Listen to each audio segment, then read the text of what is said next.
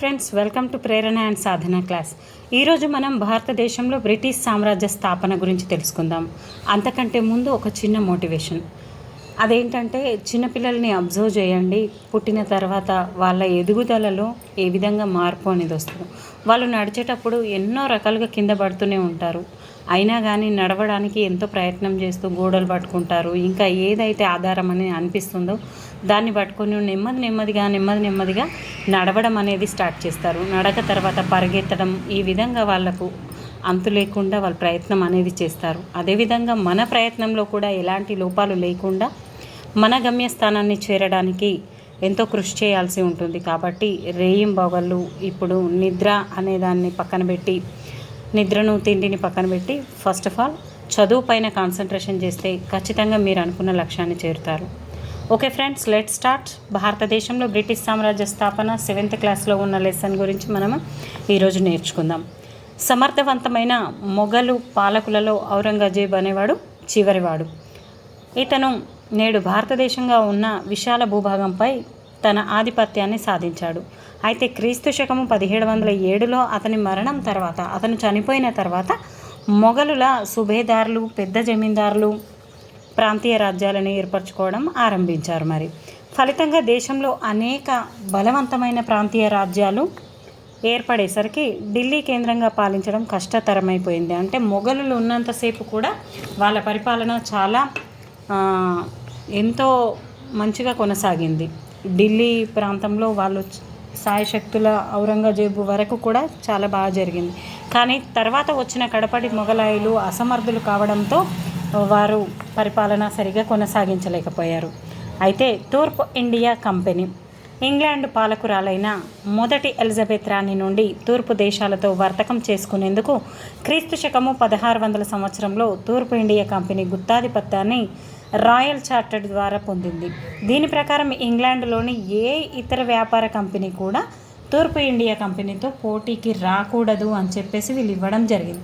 అంటే దీని యొక్క ముఖ్య ఉద్దేశం ఏంటి? 1600 సంవత్సరంలో తూర్పు ఇండియా కంపెనీ ద్వారా ఒక రాయల్ చార్టర్ అనేది ఇవ్వడం ద్వారా వీళ్ళకి పోటీగా ఎవ్వరు కూడా రాకూడదు అని చెప్పేసి వీళ్ళు ఈ ఒప్పందం ద్వారా కంపెనీకి సముద్రాల అవతల కొత్త భూభాగాలలో వస్తువులను చౌకగా కొని యూరప్లో అధిక ధరలకు అమ్మే అవకాశం కలిగింది. అంటే తక్కువ ధరలకు కొని మన భారతదేశం లాంటి ఇతర దేశాలు తక్కువ ధరలకు కొని తన యూరప్లో ఎక్కువ ధరలకు అమ్మడం ద్వారా వారికి అధికమైన లాభాలు అనేటివి గడించారు. ఈ కంపెనీకి ఇతర ఆంగ్లేయ కంపెనీల వారితో వ్యాపార పోటీ కానీ భయం కానీ లేకుండా పోయింది. చూడండి, ఇక్కడ లండన్లోని ఈస్ట్ ఇండియా కంపెనీ ప్రధాన కార్యాలయం ఏ విధంగా ఉందో. వ్యాపార లావాదేవీలు. తూర్పు ఇండియా కంపెనీ, దీన్ని ఈస్ట్ ఇండియా కంపెనీ అంటారు, ప్రధానంగా వర్తకం ద్వారా లాభాలను పొందే వ్యాపార సంస్థ. తక్కువ ధరకు వస్తువులను కొని ఎక్కువ ధరకు అమ్మేవారు. ఆ రోజుల్లో వ్యాపార సంస్థలు తమ మధ్య పోటీ లేకుండా చూసుకొని అధిక లాభాలను గడించారు. అయితే ఇతర యూరప్ దేశాల వారిని తూర్పు దేశాల వ్యాపారంలోని రాకుండా చార్టర్డ్ నిలువరించలేకపోయింది.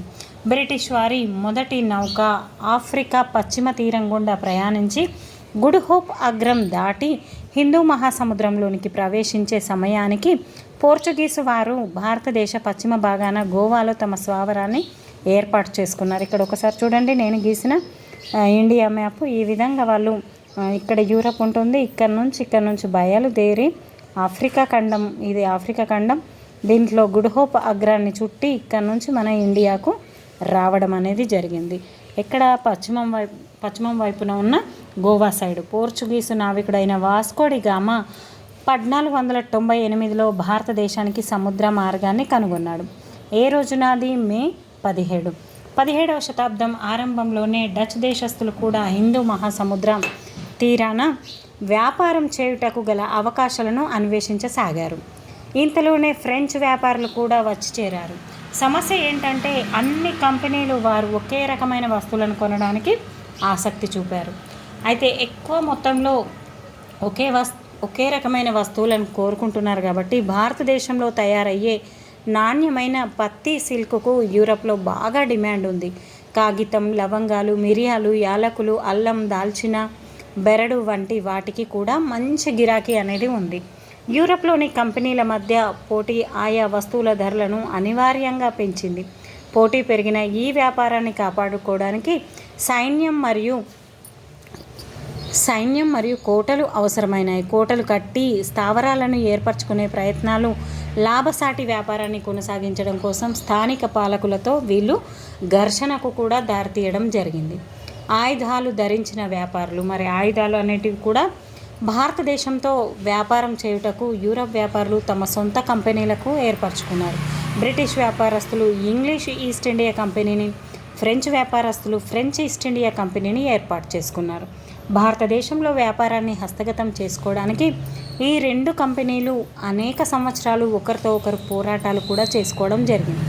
ఇంగ్లాండ్, ఫ్రాన్స్ల నుండి సైన్యాలను దింపుకున్నారు. ఆయా దేశాల రాజులు కూడా తమ కంపెనీలకు మద్దతు తెలిపి పలు విధాలా సహకరించారు. ఆ కంపెనీలు భారతదేశంలో భూమిని సంపాదించి స్వంతంగా కోటలు కట్టుకొని ఒకరిపై ఒకరు యుద్ధాలు చేసుకున్నారు. ఈ విధంగా పోర్చుగీస్ వారికి, ఫ్రెంచ్ వారికి, బ్రిటిష్ వారికి, డచ్ వారికి అందరూ కూడా ఇక్కడికి మన భారతదేశానికి వచ్చి విశిష్టమైన ప్రతి సిల్క్, అంతే కాకుండా లవంగాలు, మిరియాలు, యాలకులు వంటి వాటిపైన ఆధిపత్యం సాధించడానికి చాలా ప్రయత్నాలు చేశారు. ఒకరిపై ఒకరు సైనికులను దింపుకొని, తమ దేశాల నుంచి సైనికులను దింపుకొని వారు వీరోచితంగా పోరాడడం అనేది జరిగింది. వ్యాపారంలో లాభాల ద్వారా వారి వద్ద పోగుబడిన సంపద బ్రిటిష్ వారి పరిశ్రమలకు అభివృద్ధి పరచడం కోసం ప్రపంచాధిపత్యం స్థాపించడానికి దోహదపడింది. ఈ కాలంలోనే ఇంగ్లాండ్తో పాటు యూరోపియన్ దేశాలైన Spain, Portugal, France, Holland, Germany, ఉత్తర దక్షిణ అమెరికాలలో, ఆఫ్రికా, ఆసియా ఖండాలలో తమ వలసలను సంపాదించాయి. అంటే యూరప్లోని దేశాలు ఏవి? Spain, Portugal, France, Holland, Germany.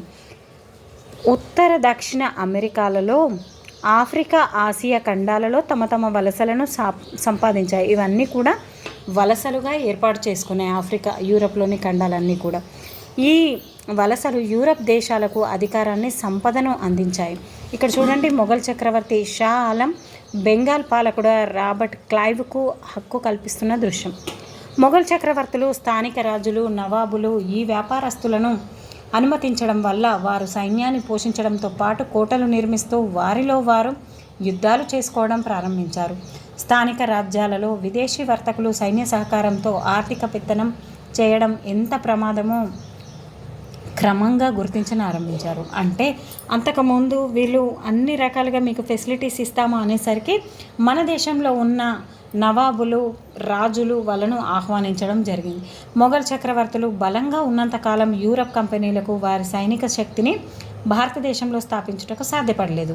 అయితే షాజహాన్, ఔరంగజేబ్ కాలంలో అనేకసార్లు ఈ యూరప్ కంపెనీలు పోరాడి ఓడిపోయాయి. కానీ ఔరంగజేబ్ మరణించిన కొంతకాలానికి వివిధ సామంతరాజులు స్వతంత్రులుగా తమ సంస్థానాలను పాలించడం ప్రారంభించారు. ఆ విధంగా బెంగాల్, అవధ్ అనేది ఇప్పుడు లక్నోలో ఉంది. లక్నో అనేది ఉత్తరప్రదేశ్ యొక్క రాజధాని లక్నో. అవధ్, హైదరాబాద్ ప్రాంతాలు మొఘలు రాజులను తమ చక్రవర్తిగా నామమాత్రంగా గుర్తిస్తూ వారే స్వతంత్రంగా వ్యవహరించసాగారు. ఏవేవి స్వతంత్రంగా ఉన్నాయి? బెంగాల్, అవధ్, హైదరాబాద్. మొఘల్ సామ్రాజ్యం చిన్న చిన్న రాజ్యాలుగా ముక్కలవగానే ఆ కంపెనీల వారు తమ అధికారానికి బాటలు వేశారు. రాజులు, నవాబులు వారితో ఎక్కువ వ్యాపారం చేయాలని భావించినప్పటికీ ఆ కంపెనీలు పెంచుకున్న సైనిక శక్తిని స్థానిక రాజులు అసలు ఓడించలేకపోయారు. ఇక్కడ చూడండి, మన దేశంలో ఉన్న రాజుల, నవాబుల ఐక్యత లేకపోవడం వల్లనే, అంటే ఐక్యమత్యమే మహాభాగ్యమని ఊరికేనే అనలేదు. కాబట్టి వాళ్ళలో ఐక్యత లేకపోవడం వల్ల బ్రిటిషర్సు ఇలా యూరప్ ఖండం నుంచి అనేక రకాల వాళ్ళు మన దేశానికి రావడం జరిగింది. మన దేశంలో ఉన్న గొప్ప సంపదను దోచుకెళ్ళడం జరిగింది. చాలా ఇంపార్టెంట్ ఫ్రెండ్స్. ఇక్కడ ఉదాహరణకు క్రీస్తు శకము 1764 బాక్సార్ యుద్ధం. ఈ సంవత్సరంలో ఆర్కాడ్స్ అంటే ఉత్తర తమిళనాడు నవాబు అయిన అన్వరుద్దీన్ ఖాన్ ఫ్రెంచ్ సైన్యానికి వ్యతిరేకంగా తన సైన్యాన్ని పంపించాడు. కానీ ఫ్రెంచి వారి చిన్న సైన్యం నవాబు పెద్ద సైన్యాన్ని ఓడించడం అందరినీ ఆశ్చర్యులను చేసింది. చూడండి, అంత పెద్ద సైన్యం చిన్న సైన్యాన్ని ఓడించడం అనేది జరిగిపోయింది. చిన్న సైన్యమే పెద్ద సైన్యాన్ని ఓడించడం అనేది జరిగింది. అంటే చిన్న యూరప్ సైన్యం పెద్ద భారత సైన్యాన్ని ఓడించిందన్నమాట. ఈ విజయంతో యూరప్ వర్తకులకు ధైర్యం వచ్చి తమ సైనిక శక్తితో భారతదేశంలో వారు తలచుకున్నది సాధించగలమనే ధైర్యం అనేది వచ్చింది. ఏ యుద్ధం ద్వారా? మరి బాక్సార్ యుద్ధం ద్వారా 1764లో. అంతేకాకుండా 1700 సంవత్సరంలో భారత పాలకుల సైన్యాల కంటే యూరప్ సైన్యాలు ఎలా భిన్నమైనవి అంటే, వాళ్ళకి సైనికులు మంచి శిక్షణ పొంది ఎక్కువ జీతాలను క్రమంగా తప్పకుండా పొందుతున్నారు. వారికి మంచి ఫిరంగులు, తుపాకీలు కూడా ఉన్నాయి. ప్రతిరోజు ఈ విధంగా డ్రిల్లు, పెరేడ్లు చేస్తూ ఉండేవారు. ఈ విధంగా నిరంతర శిక్షణ వలన యూరప్ సైన్యంలో చేరిన భారతీయ సైనికులు కూడా యుద్ధంలో మంచి నైపుణ్యాన్ని ప్రదర్శించేవారు. అయితే కానీ మన భారతీయులకు సరి అయిన న్యాయం అనేది జరగకపోయేది.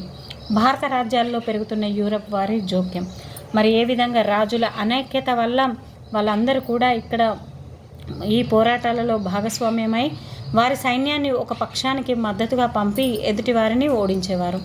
భారతదేశ రాజులు సైన్య సహకారం పొందినందుకు బహుమానంగా కంపెనీలకు పెద్ద మొత్తాలలో నగదును ముట్టజెప్పేవారు. ఈ నగదు కంపెనీలకు తమ వ్యాపారాన్ని మరింత వృద్ధిపరచుకోవడానికి ఉపయోగపడేది.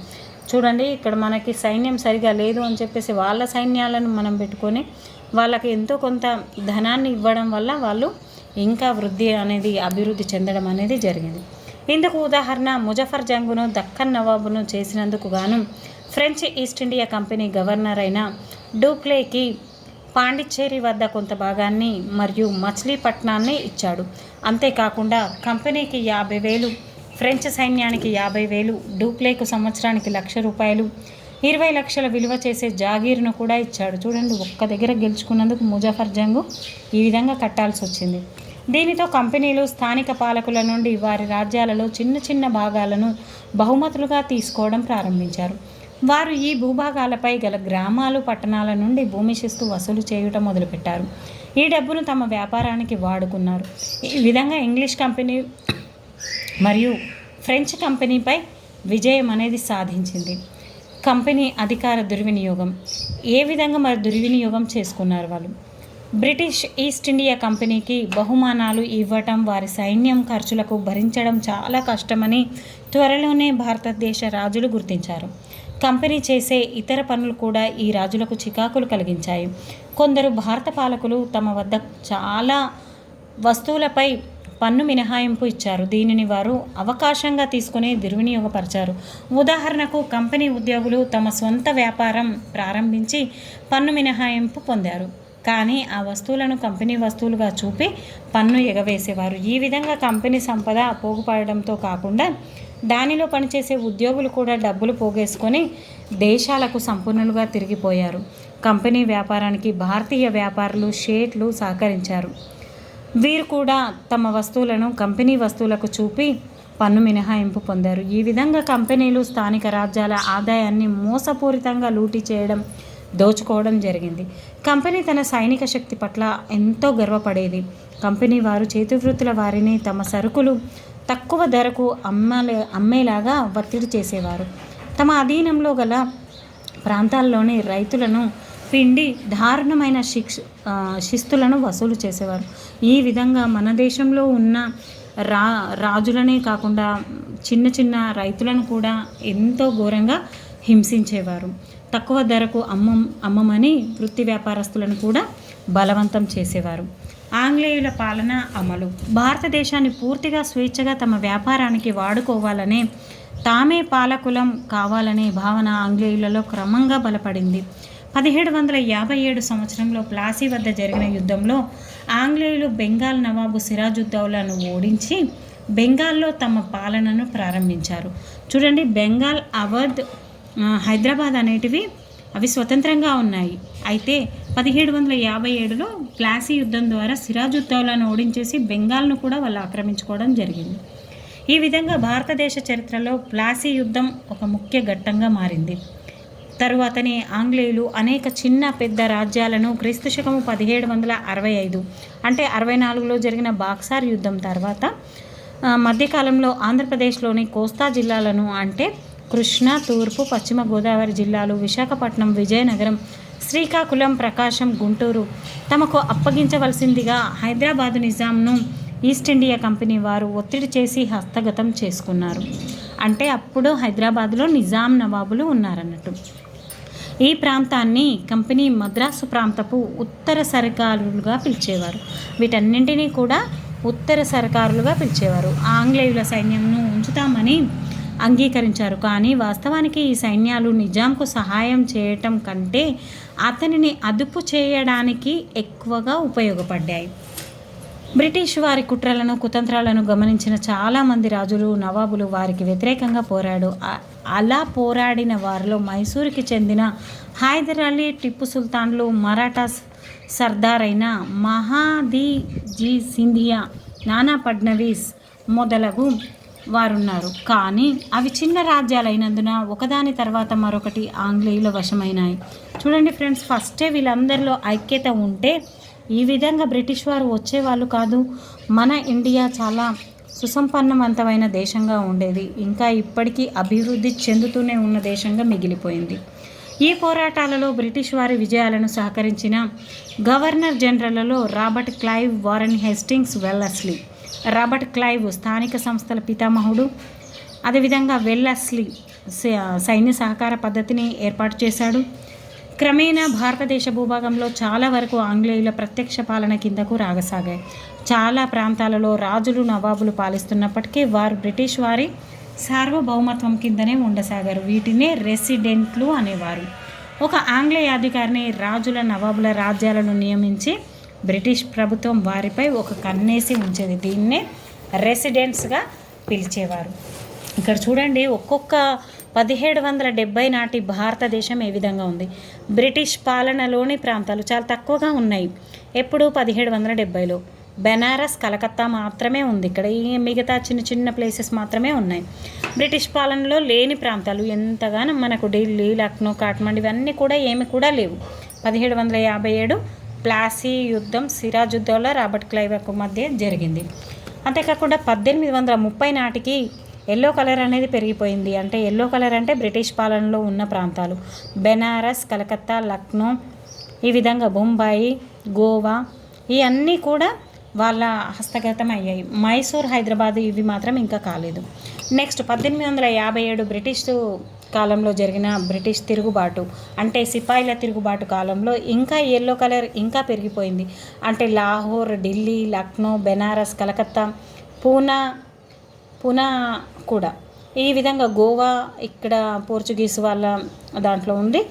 ఈ విధంగా బ్రిటిష్ వారి పాలనలోనికి రావడం జరిగింది. చూడండి ఫ్రెండ్స్, ఒక్కొక్కటి మొత్తంగా మన భారతదేశాన్ని సర్వస్వం దోచుకోవడం అనేది జరిగింది ఆంగ్లేయుల పాలనలో. ఆంగ్లేయుల పాలన పట్ల అసంతృప్తి ఈ విధంగా రాజులు నవాబులు గమనించిన తర్వాత వీరు పోరాటాలు చేయడం అనేది ప్రారంభించారు. 1857లో కొన్ని నెలల పాటు జరిగిన పోరాటంలో ఆంగ్లేయులు మొత్తం ఉత్తర భారతదేశంలో తమ ఆధిపత్యాన్ని కోల్పోయారు. ఈ తిరుగుబాటును భారత సిపాయిలు ప్రారంభించారు. పిదప రాజు కుటుంబాలు కూడా వీరితో పాటు పోరాటంలో కలిశాయి.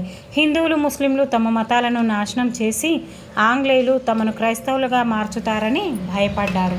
ఈ విధంగా ప్రతి ఒక్కరు కూడా ఏకమయ్యి 1857 తిరుగుబాటు మీరట్ మిలిటరీ కంటోన్మెంట్, అది బ్రిటిష్ సైనిక స్థావరం పైన ఆదివారం రోజున మే 10న 1857 తిరుగుబాటు అనేది ప్రారంభమవడం జరిగింది. అయితే దీనివల్ల తక్షణ కారణం ఏంటి అంటే భారతదేశంలో ఉన్న హిందువులు ఆవు కొవ్వు పూసిన ఎన్ఫీల్డ్ రైఫిళ్లను వాడమని, ఖచ్చితంగా వీటినే వాడాలి, వీటిని కొరికి తీయాల్సిన అవసరం ఉండేది.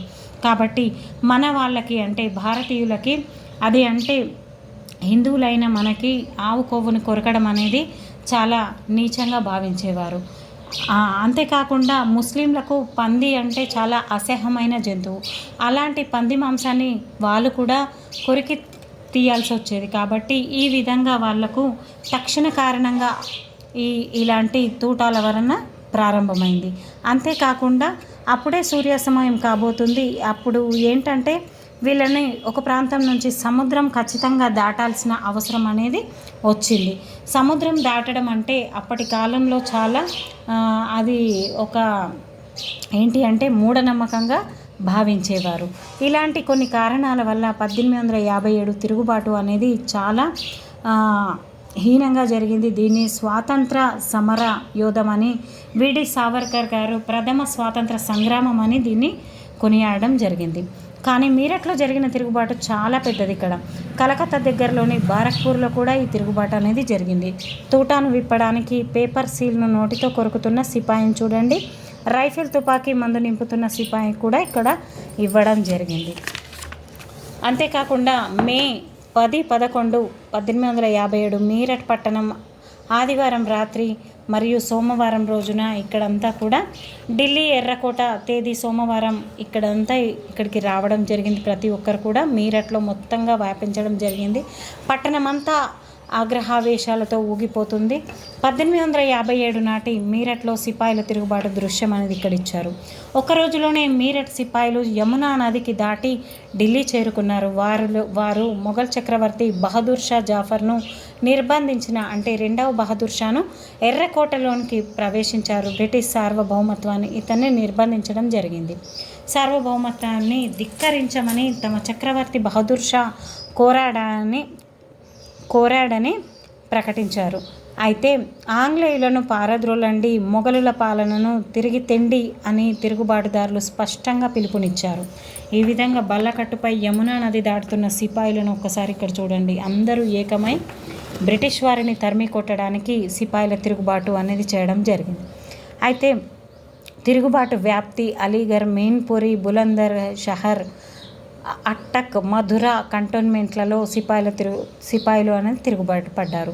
అప్పుడు కేవలం 45,000 మంది బ్రిటిష్ అధికారులు, సైన్యం మాత్రమే భారతదేశంలో ఉన్నారు. వీరికి వ్యతిరేకంగా 2,32,000 మంది భారతీయ సైనికులు ఇంగ్లీష్ వారి సైన్యంలో ఉన్నారు. ఈ విధంగా మరాఠా పీష్వా నానాసాహెబ్ కూడా ఉన్నారు. ఇందులో అవధ్ మాజీ నవాబు కూడా ఉన్నారు. అంతేకాకుండా తిరుగుబాటులో ప్రతి గ్రామం కూడా ఇందులో తిరుగుబాటు చేయడం జరిగింది. ఈ సమయంలో హైదరాబాద్ రాష్ట్రంలో పోరాడిన వారిలో తురేబాజ్ ఖాన్ ఒకడు. మౌల్వీ అల్లావుద్దీన్ సహాయపడ్డాడు ఇతనికి. ఈ విధంగా ప్రస్తుత కళాశాల, ఇక్కడ కోట ప్రస్తుతం ఉన్న మహిళా కళాశాల అనేది ఏర్పాటు చేయడం జరిగింది. తిరుగుబాటులో ప్రతి గ్రామం కూడా ఇందులో పాల్గొనడం జరిగింది. రైలు మార్గాలను ధ్వంసం చేశారు, పోలీస్ స్టేషన్లను తగలబెట్టారు, టెలిగ్రాఫ్ లైన్లను తెంచివేశారు, తంతి తపాల కార్యాలయాలను నేలమట్టం చేయడం జరిగింది. ఉత్తరప్రదేశ్, బీహార్లలో గ్రామానికి, వీధికి తిరుగుబాట్లు అనేటివి జరిగాయి. ఆంగ్లేయులు ఇండియాలో కొత్తగా ప్రవేశించిన వీటికి చిన్న భిన్నం చేశారు. ఈ విధంగా తిరుగుబాటుదారులు వడ్డీ వ్యాపారుల ఇళ్లను లూటీ చేసి వారి వద్ద ఉన్న దస్తావేజులను కాల్చివేశారు. ఈ వడ్డీ వ్యాపారులు బ్రిటిష్ చట్టాలను అడ్డం పెట్టుకొని గ్రామాల్లో పెత్తనం చెలాయించారు. తిరుగుబాటు అణచివేత వీరు ఐక్యంగా పోరాడలేదు కాబట్టి మళ్ళీ ఈ తిరుగుబాటు అనేది వెనుకంజ వేయడం జరిగింది. అంతేకాకుండా ఆధునిక ఆయుధాల కొరత కూడా చాలా ఎక్కువగా ఉంది. వాళ్ళు ఆధునికమైన ఆయుధాలను ఉపయోగించడము, అదేవిధంగా సైనికుల శక్తియుక్తులు అనేటివి ఎక్కువగా ఉండడం వల్ల మన ఇండియాలో ఉన్న వాళ్ళు చాలా పాత రకం ఫిరంగులను వాడడం వల్ల మన భారతీయులు అనేది ఓడిపోవడం జరిగింది. లేకపోతే 90 సంవత్సరాల కిందనే, అంటే 1947లో మనకు స్వాతంత్రం వచ్చే 90 సంవత్సరాల ముందు, అంటే 1857లోనే మనకు స్వాతంత్రం అనేది వచ్చేది. నేపాల్ వంటి ప్రదేశాలకు కూడా పోయి దాక్కున్నారు. వీళ్ళందరూ కూడా ఇంకా తిరుగుబాటు చేయలేక వాళ్ళందరూ అలసిపోయి నేపాల్ ప్రాంతాలకు కూడా పారిపోవడం జరిగింది. బహదూర్ షా జాఫర్ చక్రవర్తిని దూర ప్రాంతమైన రంగూన్కి తరలించారు. చివరి మొఘల్ చక్రవర్తి అయిన ఆయన అక్కడే మరణించడం జరిగింది. చివరి మొఘల్ చక్రవర్తి ఎవరు అంటే బహదూర్ షా జాఫర్. ఇతన్నే రెండవ బహదూర్ షా అని కూడా పిలవడం జరుగుతుంది. బ్రిటిష్ వారిని ఎదిరించిన పెద్ద తిరుగుబాటే 1857 తిరుగుబాటు. దీని తర్వాత 90 సంవత్సరాలకు పరిపాలన అనేది కొనసాగింది. ముఖ్యమైన ప్రకటన చేసింది. ఆమె భారతదేశాన్ని భారతీయ రాజులే పాలిస్తారని ప్రకటించింది. దీనితో ఆంగ్లేయులు తమకు అధికారం నుండి తొలగిస్తారనే భయం లేకుండా భారతీయ పాలకులు తమ పాలన కొనసాగించారు. ఈ విధంగా ఆంగ్లేయులు రాజకుటుంబాలతో మంచి స్నేహ సంబంధాలను నెలకొల్చుకున్నారు. అదేవిధంగా జమీందారులకు కూడా తమ ఆస్తులు కాపాడుతామని చెప్పి వారికి కావలసిన రాయితీలను ఇచ్చారు. బ్రిటిష్ ప్రభుత్వం భారతీయుల మత విశ్వాసాలలో జోక్యం చేసుకోదని, పాత సాంప్రదాయాలను కొనసాగిస్తుందని, పండితులకు మౌల్వీలకు హామీ ఇచ్చారు. భారతీయులను ప్రభుత్వంలోనికి తీసుకుంటామని వాగ్దానం చేశారు. 1857లో తమ భారత సామ్రాజ్యాన్ని ఉంచుకోవడానికి ఆంగ్లేయులు తమ కళ్ళారా చూశారనేది వాస్తవం. అందుకే భారతదేశ సంపన్నుల మద్దతు పొందడానికి అవసరమయ్యే అన్ని రాయితీలు ఇచ్చి తమ పాలన కొనసాగించే ప్రయత్నాలన్నీ ఆంగ్లేయులు చేశారు. మళ్ళీ మన వాళ్ళను వెధవల్ని చేసి మళ్ళీ వాళ్ళు ఇక్కడే ఉండి పరిపాలన అనేది కొనసాగించడం జరిగింది. బహదూర్ షా జాఫర్ మరియు అతని కుమారులను అరెస్టు చేస్తున్న కెప్టెన్ హడ్సన్ గారు చేయడం జరిగింది. Thank you friends. ఈ వీడియో మీకు నచ్చింది అనుకుంటున్నాను. ఖచ్చితంగా మీరు ఇతరులకు షేర్ చేస్తూ, లైక్ చేస్తూ, కామెంట్ పెడతారని, ఇంకా ఎలాంటి వీడియోస్ మీకు అవసరమో తెలియజేస్తారని ఇంతటితో ఈ క్లాస్ని ముగిస్తూ మరి ఒక క్లాస్లో మళ్ళీ కలుద్దాం ఫ్రెండ్స్. Keep smiling.